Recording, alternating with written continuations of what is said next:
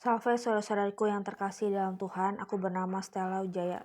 Kali ini akan membawakan renungan yang berjudul Buah Roh Pengendalian Diri. Buah Roh Pengendalian Diri. Banyak orang, terutama kaum muda yang bertanya-tanya, apakah masturbasi itu diperbolehkan atau enggak ya? Ataukah termasuk ke kategori dosa? Di dalam pendapat Gereja Katolik, masturbasi termasuk dalam dosa berat. Ada dosa pokok, ada dosa berat, ada bedanya tuh ya, apa bedanya? Berdasarkan pengetahuan rohani, pengalaman supranatural yang kupunya, berdasarkan permenungan pribadiku karena aku baca dari berbagai sumber juga katanya begini. Kalau seorang terikat sama dosa yang jenis makan sendiri, masturbasi itu ya, bisa ketempelan sama roh jahat, walaupun gak selalu sih, ada bisa juga membuka celah bagi roh jahat untuk nempel di rohnya gitu. Roh jahat suka dengan orang yang mempunyai keinginan daging yang besar, orang yang tidak bisa mengelola hawa nafsu dengan baik. Aku pernah suatu saat kontak batin dengan seorang hantu masturbasi di alam roh hampir ke dunia nyata kedengeran. Dia ini roh manusia perempuan dulunya. Dia mengaku dia kan dulunya roh manusia terikat dengan dosa kayak begini. Aku hanya mendengar suara batinnya di alam roh. Aku gak ngeliat dia. Dia berkata bahwa dulunya dia karena melakukan dosa masturbasi terus begitu gak tenang hidupnya di alam roh, gak bisa masuk surga, akhirnya jadi hantu bergentayangan di mana berkeliaran di mana-mana gitu. Nama samarannya Rosemary, tapi dia nggak mau diganggu katanya. Udah berusaha bertobat tapi masih iya enggak gitu. Semoga nggak terlalu berubah elemen katanya. Aku tahu karena berasa banget kalau dia ini sifatnya jahat dari manusia baik, karena di alam rohnya juga dia nggak selamat apa elemennya, jadi ke akunya juga aku masih ngira-ngira pas lagi lihat tuh roh jahat apa manusia, kok elemennya jadi menyeramkan gitu, dia mau berusaha nyerang-nyerang aku gitu di alam roh. Bahaya, sifatnya berbahaya. Maaf ya Rosemary ya, Teti ya. Gak bandel-bandel lagi semoga. Grup Serafim gak melindungi anak-anak yang bandel katanya. Program grup Serafim tidak melindungi anak-anak yang bandel. Seorang temanku pernah ada yang tinggal di luar negeri, seorang ibu-ibu berkata, dari pengalaman rohaninya sama kata teman-teman Romo yang di sana itu, ternyata perjalanan jiwa setelah meninggalkan tubuh fisik tidak selalu mulus, berjalannya tidak selalu lancar. Jiwa masih ada mempunyai kriteria tertentu untuk bisa masuk surganya atau enggak gitu. Yang tahu, jiwa-jiwa yang tahu dan mengasihi Tuhan bisa langsung berjalan menuju surganya. Jiwa-jiwa yang terlekat ke duniawian atau mereka belum bisa berpulang kalau terikat janji dengan roh jahat. Jiwa-jiwa jadi terhalang untuk berpulang ke surganya. Jadi mereka masih ada di antara alam roh. Nggak masuk neraka, nggak masuk api penyucian, nggak masuk surga, jadi masih di antaranya gitu. Masih mencari-cari kebenaran. Yang jelas, kalau orang di dunia nyata, ini yang tadi topik yang tadi dari Rosemary udah itu ya. Kalau aku membawakan renungan berdasarkan pemenungan pribadiku berikutnya. Kalau terikat dosa masturbasi itu, perlengkapan rohani bisa rontok, mimpi buruk. Dulu aku tuh pernah mimpi buruk membuka celah bagi roh jahat. Sedangkan Tuhan tidak mau kita bersekutu dengan yang jahat. Jangan memberi kesempatan pada iblis, katanya firman Tuhan yang di kitab yang lain. Jangan memberi kesempatan pada iblis.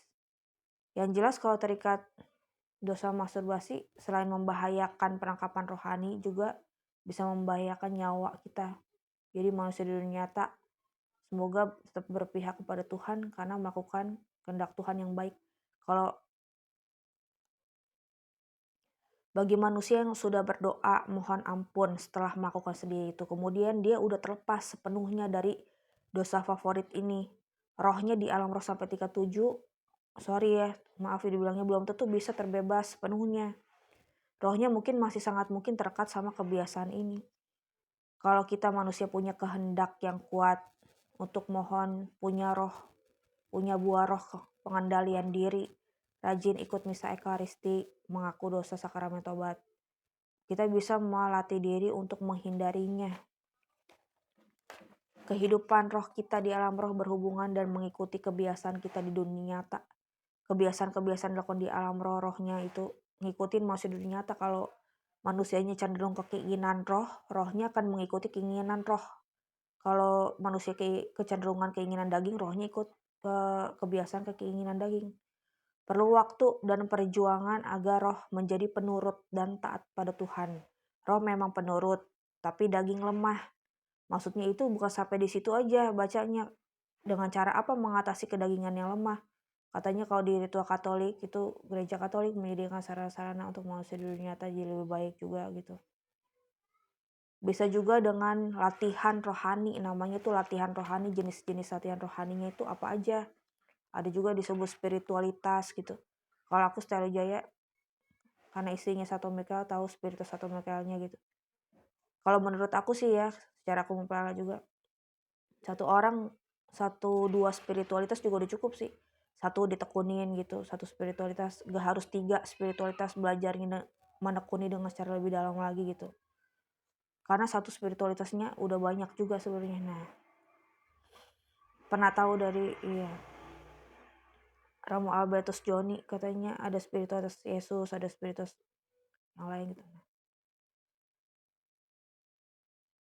Terus udah gitu manusia di dunia nyata misalnya udah sakramen tobat, terus akhirnya udah nggak mau dosa favorit ini lagi, Tuhan udah berusaha sekali, dia udah nggak mau dosa ini, bermati raga dan sebagainya gitu.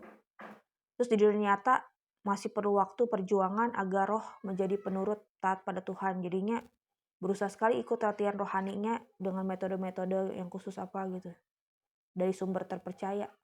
Jangan berusaha bikin metode sendiri tapi di luar kehendak Allah atau apa. Nah, karena kehidupan kita sehari-hari bisa punya apa namanya yang disebut kebutuhan fisik, apa nggak harus terapi hormon apa suntik hormon kalau misalnya untuk nurunin kebiasaan-kebiasaan kayak gitu apa. Kalau kehidupan sehari-hari itu dikelilingin sama hal-hal duniawi, maka jaga apa yang dilihat, apa yang dibaca, apa yang ditonton, apa gitu ya. Nah, bila kita tekun melatih tubuh, jiwa, roh kita masukkan ke roh kita tuh hal-hal rohani. Berusaha mengikuti keinginan roh, nanti keinginan dagingnya akan mundur. Melatih tubuh misalnya dengan cara olahraga, hidup sehat, jaga makanan, jaga jiwa dengan bersifat optimis, tidak sedih berlebihan, tidak terlalu stres. Jaga pergaulan juga dari orang-orang yang tidak baik. Latih roh dengan ikut kegiatan rohani, banyak berdoa, coba pantang puasa, disertai dengan tips-tips lainnya juga gitu. Bagi yang belum menikah ataupun sudah menikah. Dengan mendekatkan diri pada Tuhan, Ia yang juga adalah sumber kekuatan dan sumber kehidupan, bisa juga menolong. Misalnya ada rumusan doa tuh. Bunda Maria, tolonglah kami agar dijauhi dari dosa, apalagi dosa berat. Dosa beratnya dihindarin. Doa ini juga sangat ampuh supaya manusia di dunia itu tidak terjatuh dalam jenis dosa yang berat gitu. Di Rosario Malaikat Mikael, Santo Mikael Malaikat Agung juga ada poin doa agar mempunyai hawa nafsu yang teratur. Yang udah tertulis di kertas doanya itu.